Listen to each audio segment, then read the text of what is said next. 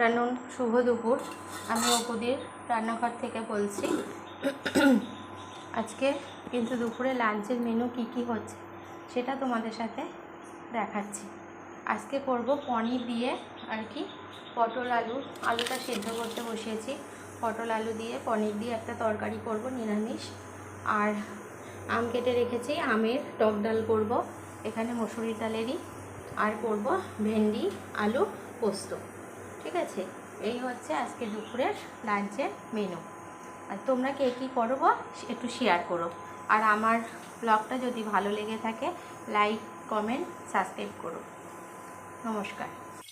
দেখো, আমি কিন্তু রান্নাটা বসিয়ে দিয়েছি। এখানে কিন্তু পনিরগুলো একটু লবণ হলুদ দিয়ে ভেজে নিচ্ছি। বেশি ভাজবো না, পনির বেশি ভাজলে শক্ত হয়ে যায়। অল্প একটু ভেজে নেবো। পনিরটা খুব ভালো গন্ধ বেরোচ্ছে।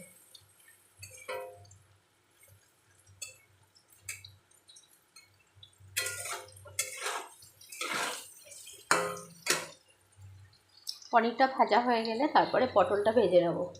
এখানে কিন্তু একটু গরম জল করে নিয়েছি, কারণ এই জলটার মধ্যে পনিরগুলো একটু ভিজিয়ে রাখবো, পনিরগুলো ফুলে ফেটে উঠবে।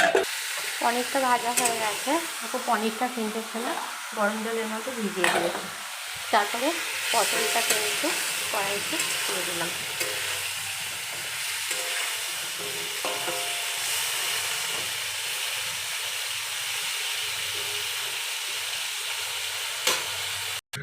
দেখো, পটলের তরকারিটা মোটামুটি রেডি করে ফেলেছি। আচ্ছা, এবার একটু গরম মশলা দিয়েছি। এবার একটু ফুটে উঠলে নামিয়ে দেবো। মিষ্টি দিয়েছি, সবই দেওয়া হয়ে গেছে। এবার কিন্তু